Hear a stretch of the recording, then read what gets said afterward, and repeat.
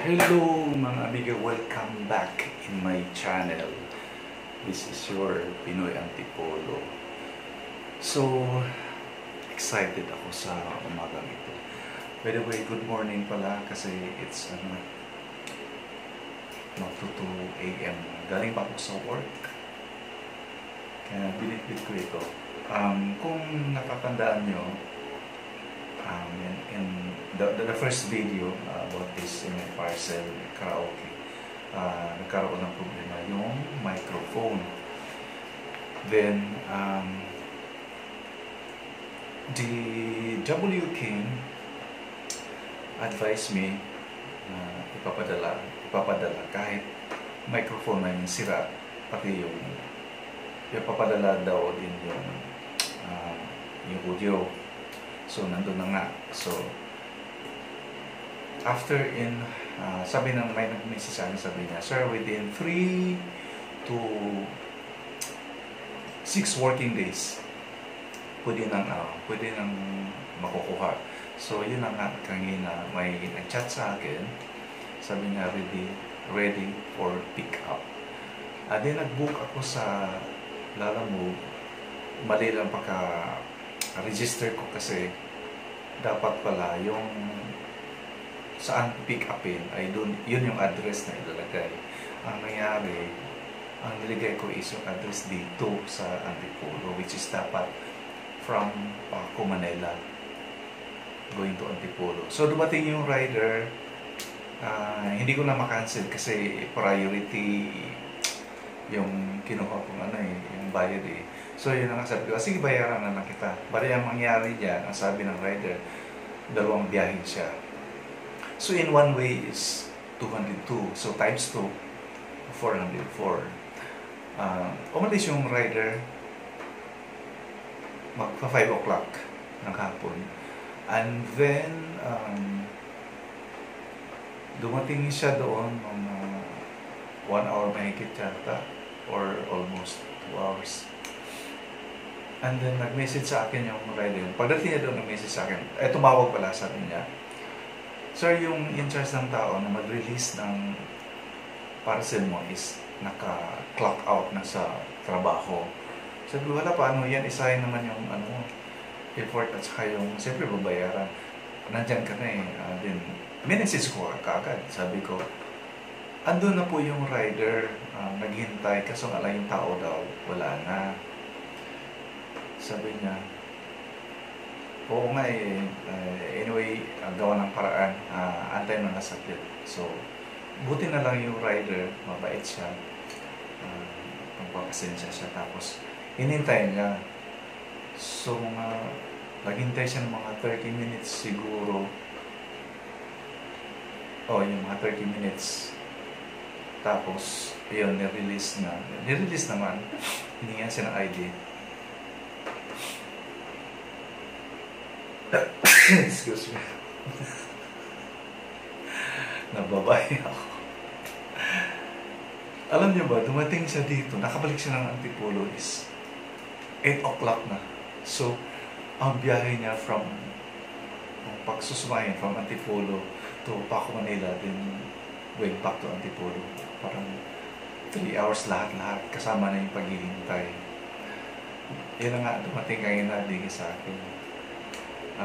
Binayaran ko ng 500 pesos, dapat 404 lang. Naawa naman ako kasi siyempre malayo yun eh, Paco, Manila ba naman. Yan, binigyan ko 500.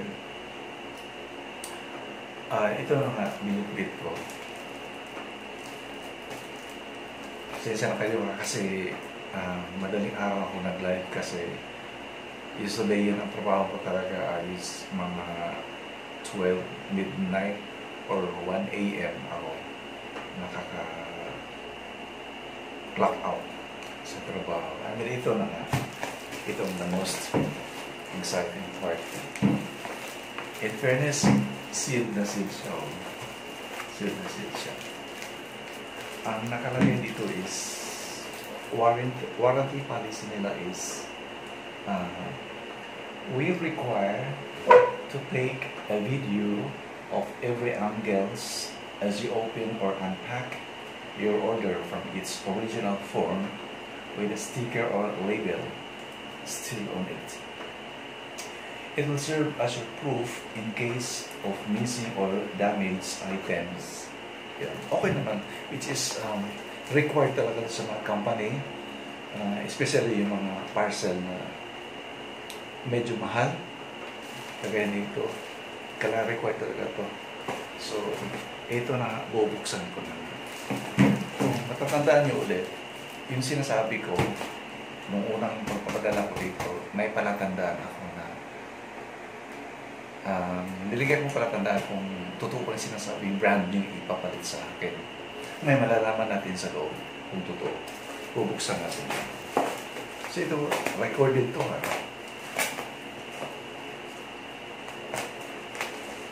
Hindi ko na sila dito. Dito na lang.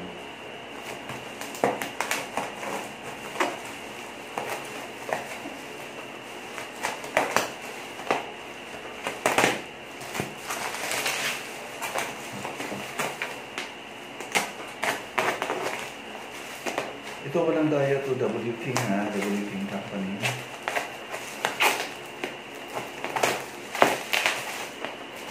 Sana nakikita ko sa yung buong video ba?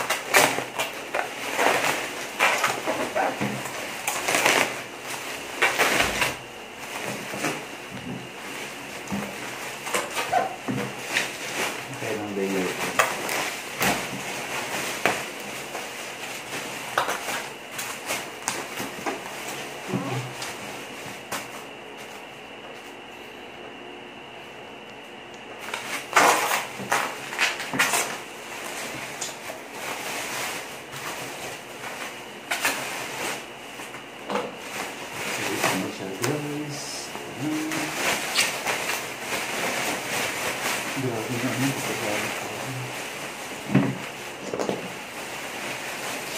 pansapin sa kama. Okay. Okay. So, ano ba yung dinikit nito?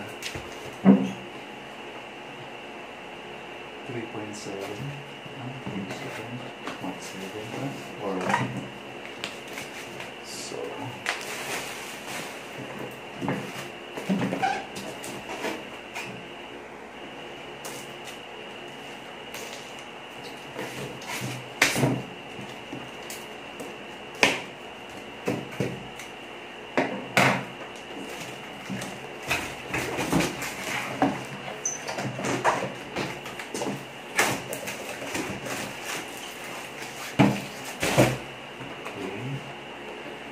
So, sa totoo lang yung lumang box nito na nire-return ko is medyo bulok-bulok dito. May maraming mga nakadikit na scotch tape. So, ito seal scotch tape na dito. Okay, gusto na natin. I don't know kung baka box lang bago.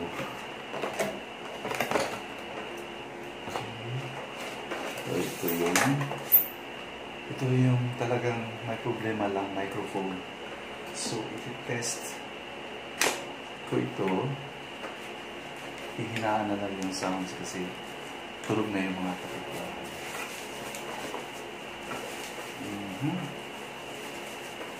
I think luma ito.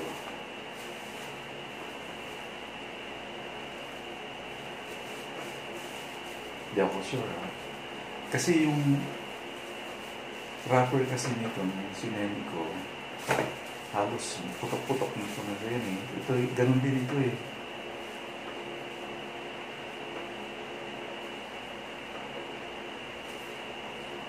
Tapos nilagyan naman nila ng ganito.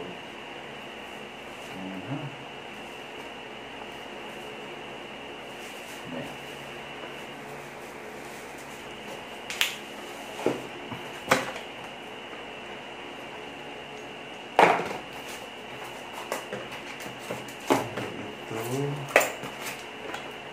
Actually, ganito din pinadala ko eh.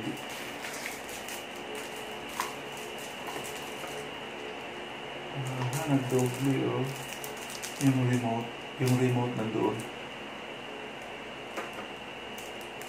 Or, check ko mamaya. Kasi ako sigurado kung pinadala ko. Basta ito na nakita ko remote. And then, cable.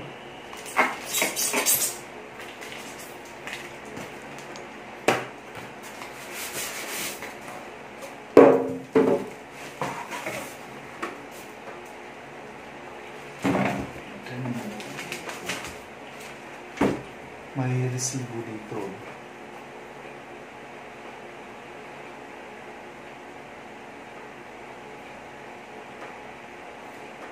Warranty claim. Pangalan ko. Store is Lazada WP. Okay. Articles might not working. Tapos nakalagay sa baba, replacement by Mark. Hindi ko sino po Mark. Technician nata. So,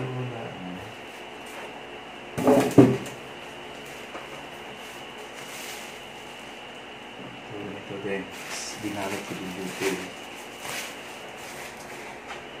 Kita ko dito sa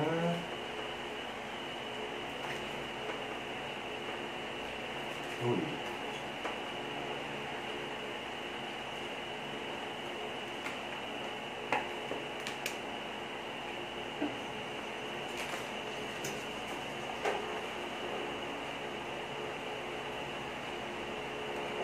Bago nga. Ang galing.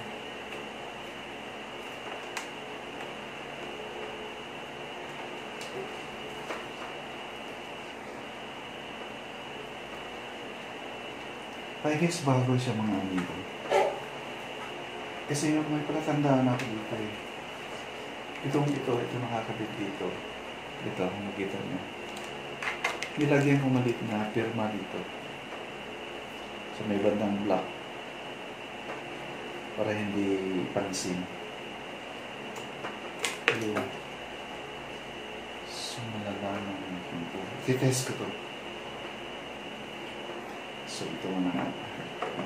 And then again, yung box is bago talaga. Bago yung box. Sana bago. I am doubt with the microphone. Yung nilagyan pa ng kunwari plastic. But I don't know. Bago ito. Kasi hindi naman halatang luma yung binalik ko eh. So, walang gas-gas. Anyway. Iti-test ko.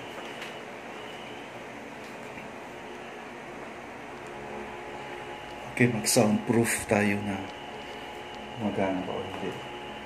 This is power on. Okay.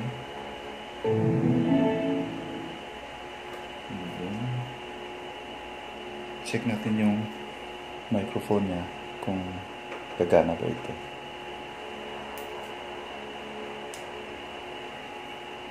So may power siya. Power siya.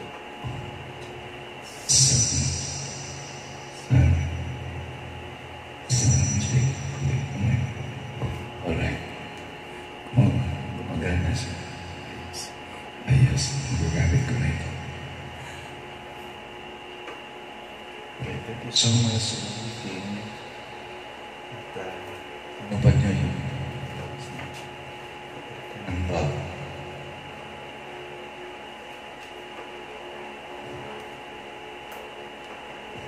Ayun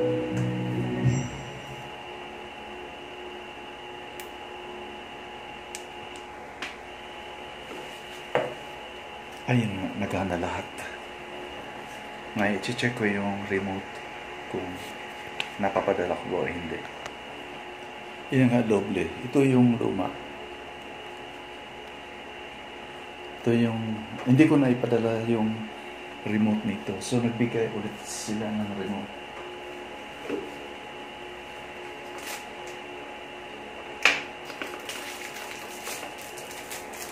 Ito, nagbigay ulit sila. So, dalawa ng remote ko. Dalawa ng remote ko sa karaoke. Ayan, kung may battery ba. Kung wala, okay lang. Wala nga. Bago nga, bago. Kasi ito yung sa binila ko ng battery ito. Ayun o. Anyway, maraming salamat. WK. At ako'y masaya dahil binalik na maayos yung item. At sana, wala ng problema isusunod.